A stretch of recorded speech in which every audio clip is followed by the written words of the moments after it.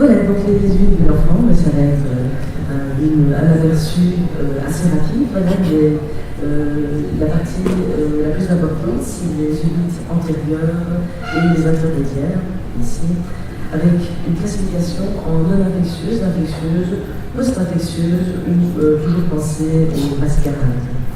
Alors, les causes principales des huiles non infectieuses, c'est avant tout l'urite due à l'arthrite juvénile, et on ne peut pas oublier chez l'enfant les huiles traumatiques et idiopathiques qui sont quand même finalement relativement importantes. Donc un petit mot, l'arthrite juvénile, GAE, en fait c'est la présence d'une urite associée à une atteinte avant l'âge de 16 ans et d'une durée de 3 mois de l'arthrite, et c'est généralement chronique, et ça a été classé en fait à plusieurs fois et récemment encore en une atteinte qui était l'atteinte typique de l'arthrite juvénile, mais aussi l'atteinte psoriasique, l'anthésie qui est l'inflammation de l'insertion au niveau du tendon, et puis encore toute une série de différenciées dans la sarcoïdose. Alors, dans l'arthrite juvénile, il y a vraiment deux entités importantes. L'atteinte oligo-articulaire qui s'associe avec 75% d'anticorps antinucléaires, c'est surtout les filles. Il y a des très sévères complications. Il faut savoir que 85% sont déjà développés avant l'âge de 4 ans, et qu'il y a une autre entité relativement différente à laquelle on pense pas assez, c'est chez l'enfant garçon supérieur à 4 ans, souvent dans l'âge de 10 ans, et qui est HLA-V27. On ne peut pas oublier de demander l'HLA-V27. Comment suivre ces enfants? Deux moyens. Surtout les enfants en dessous de 7 ans, il vaut mieux les voir tous les 3-4 mois, et puis après ça, les enfants en dessous de 7 ans, on peut les voir tous les 6 mois. Se méfient surtout des enfants qui ont une arthrite juvénile avec une association des anticorps antinucléaires qui sont positifs. Donc, le cancer de côlon, ce qui est très très important, c'est que c'est asymptomatique dans 50% des cas. Donc, tous les patients qui ont une arthrite juvénile doivent être envoyés en ophtalmologie. C'est bilatéral, c'est chronique. Il y a souvent un flemme qui dure pendant toute l'enfance, parfois l'adolescence encore, et des cellules qui sont difficiles à traiter. Une autre chose très très importante, c'est que souvent ces enfants sont envoyés trop tard, et que 66% de ces enfants ont déjà des complications lors du premier examen. Un dernier élément intéressant, c'est que l'OCT permet de déterminer qu'il y a un épaississement de la macula, et donc ça nous demande de surveiller ces enfants à la fois par la qualité de l'OCT et par les cellules du champ intérieur.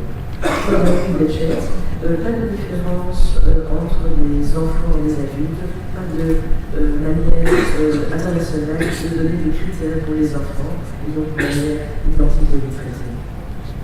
Pour le rythme intermédiaire, c'est un élément important, c'est à 45% des enfants, et le rythme intermédiaire, c'est l'inflammation principale au niveau du site du vitré et de la périphérie de la rétine.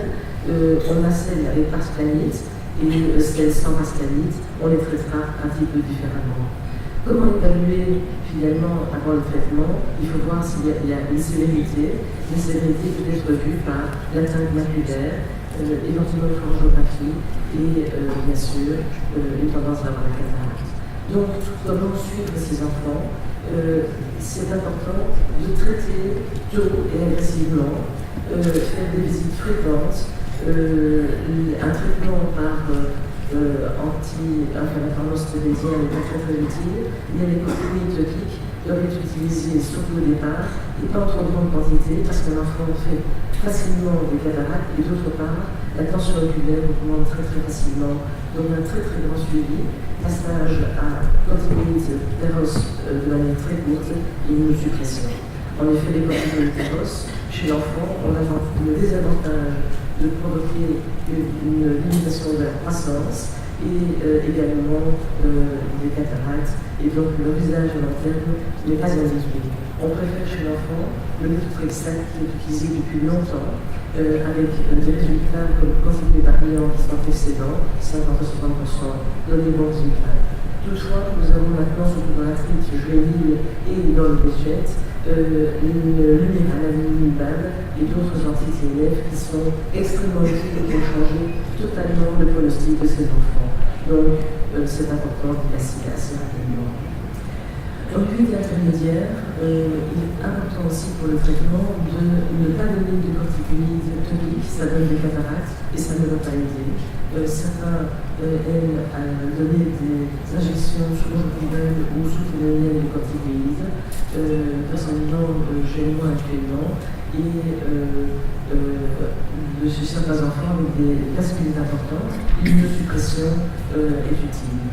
Cependant, la nephrectomie a été finalement dans une très très bonne étude rassemblant 100 patients et qui est assez récente, qui est à l'American Journal de 2016.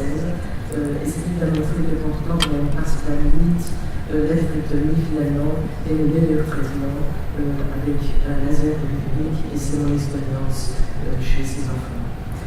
Un petit mot par rapport aux infections qui donnent des uvites, donc post-infectieuses d'abord. La toxoplasmose est la plus fréquente, mais toutefois l'herpès, le Lyme, le chickenpox et la varicelle et le toxoplasma sont des éléments qu'il ne faut pas oublier. Tout juste un petit mot. Je crois un problème par rapport. Oui. Vous avez des diapos de mon chef. Non. Je continue dans mon texte. Donc, l'atteinte congénitale, c'est une chose peut-être arrangée aussi, le diapo.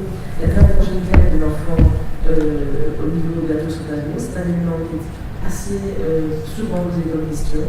Il y aura 17,8% d'enfants qui ont une toxoplasmose congénitale. Mais ce qui est important de savoir, c'est que c'est la présence des signes non oculaires qui donne la plus grande prédictibilité pour la présence de rétinochoroïdie chez l'enfant. 34% ont des récurrentes. Et ce qu'il faut savoir, c'est que le traitement prénatal ne changera pas vraiment le pronostic ni le traitement de l'enfant au départ. Donc, le signe le plus fréquent chez l'enfant, c'est la présence d'un strabisme. Parce que la strabisme chez l'enfant, toujours voir le fond d'œil, toujours penser à une éventuelle cicatrice au niveau de la macula. Le traitement, eh bien, il n'y a pas tellement d'évidence du bénéfice du traitement, malheureusement, et c'est la même chose chez l'adulte, il a une très fréquente, mais on aura encore beaucoup sur le traitement qui vont, voilà, ça ne sera pas l'aspect qui sera vraiment évident. Le flou, toujours penser quand on a une différence de couleur entre deux yeux pour les yeux clairs, de penser au flou, c'est inutile de donner une goutte de cortisone chez cet enfant qui aura finalement une cataracte plus précoce. Et ces enfants, lorsque l'iris est marron, on ne se rend pas compte de la différence de couleur.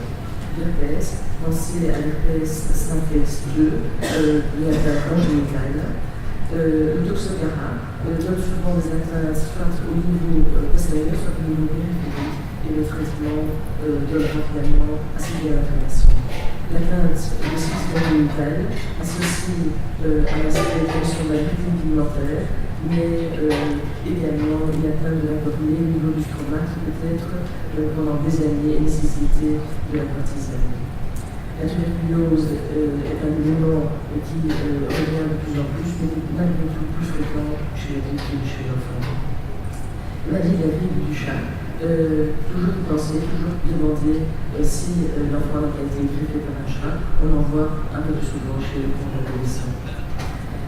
Donc, le traitement pour l'unité infectieuse, eh bien, c'est le diagnostic et le traitement diagnostique avec souvent une corticothérapie associée.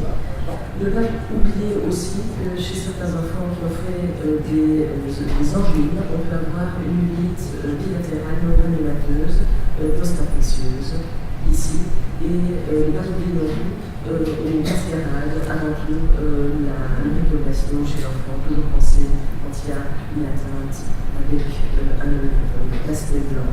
Donc en conclusion, on a dans les unités pédiatriques avant tout une difficulté de diagnostic, une difficulté de traitement.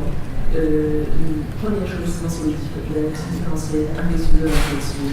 Le traitement topique limité à partir de 3 gouttes de préfort par jour parce que sinon on a des cataractes.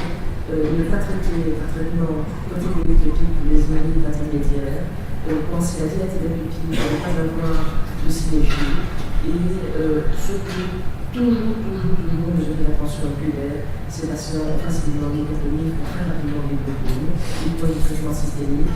Pour l'inducteur, il y a une autofrestate très utile pour le corticocardium et dans les décès et dans la foule juvénile, les anti-TNF sont particulièrement utiles. Voilà, je vous remercie.